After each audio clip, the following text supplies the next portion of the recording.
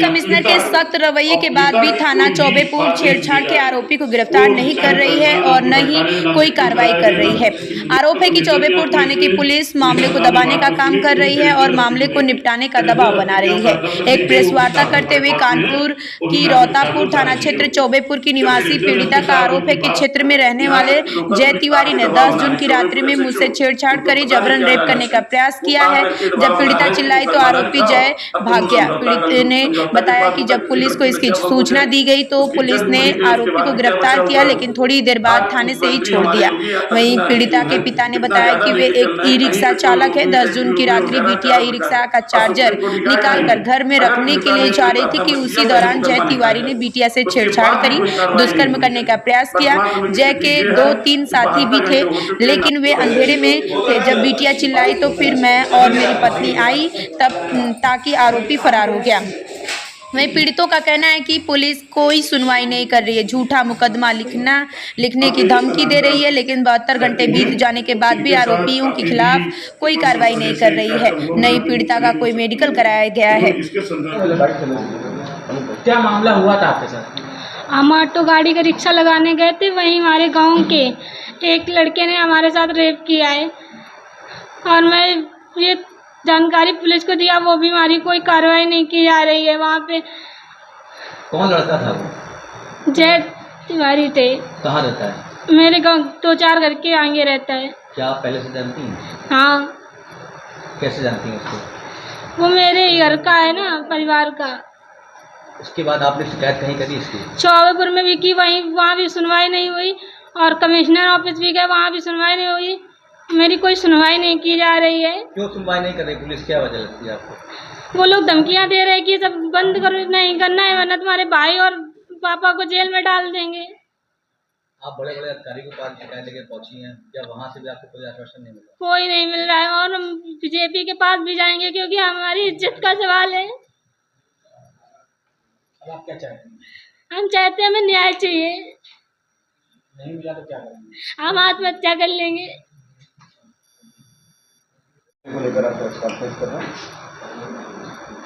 जी, मेरे पास एक पीड़िता आई है, जिसको मेरे पास आया, उसने घटना कुछ बताया अपने साथ में, इसके साथ रेप वगैरह घटना हुई जो उसने बताया। उसके बाद मैंने इसको उसकी बातों को सुनने के बाद मैं कमिश्नर के यहाँ इसको ले जाके पेश किया। कमिश्नर के पास प्रार्थना पत्र लेके पेश किया गया।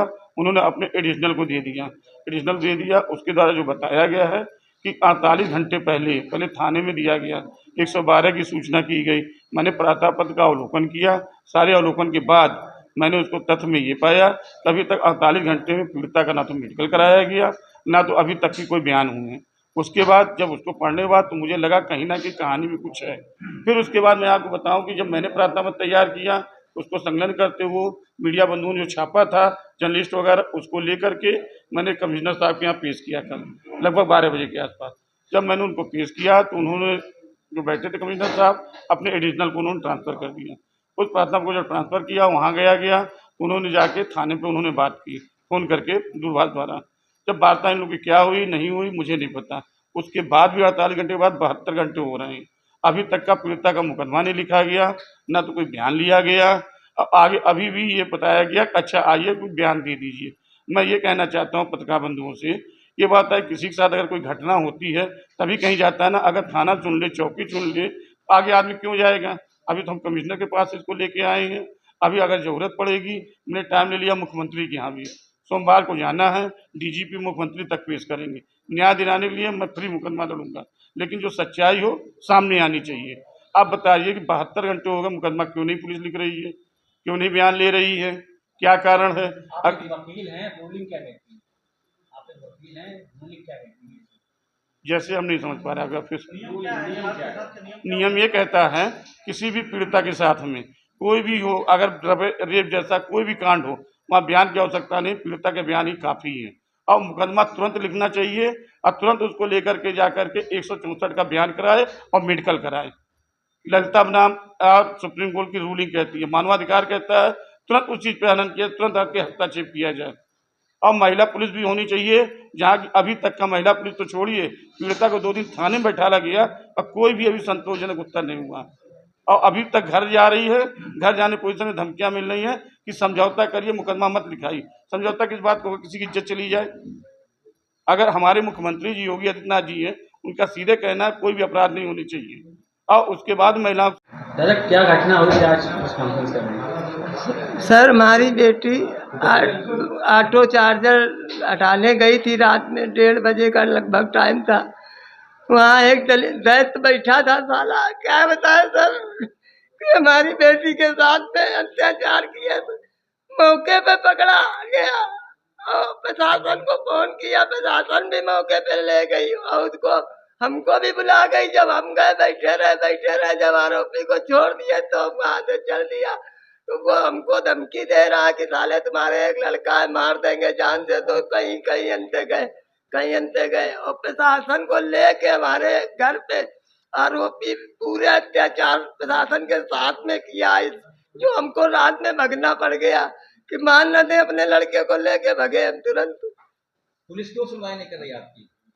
पुलिस कहती है, वो आरोपी बता रहा है कि तुम साले क्या करोगे, हमारा सब सौदा हो गई है, हम सब बिकी है, पुलिस तुम कुछ नहीं कर पाओगे। जब धमकी देता है तो यही कहता है कि सब हम खरीद लिया है, थाना पूरा हमारा है। क्या नाम है उसका? जय तिवारी नाम है उसका। क्या पहले भी किसी अपराध में लिप्त रहा है क्या? कुछ कितना जानते उसके बारे में? कोई अपराध के में वो अभी तक पकड़ा गया है, लेकिन प्रशासन छोड़ दिए, कभी 20,000 लेके, कभी 50,000 लेके। और बिजनेस उसका 4 साल से बरोबर चल रहा था। 5-5 किलो थोक के सप्लायर है चरस गांजा का।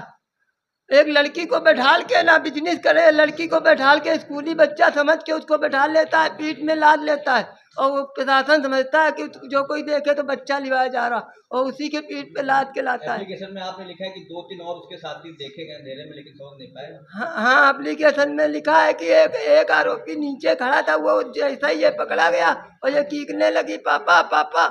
हम छत पे थे, जब तक आए तब तक वो निकल लिए और ये भी भाग रहा था, ये अपने घर की तरफ का। लेकिन हम मौके पे घर से निकलने नहीं दिया, प्रशासन को फोन किया, प्रशासन मौके पे इसको पकड़े। आगे क्या करना होगा? हमें न्याय चाहिए सर, न्याय चाहिए, नहीं तो हम आत्महत्या कर लेंगे। उसके हाथ से क्यों मरेंगे? प्रशासन कुछ सुन नहीं रहा।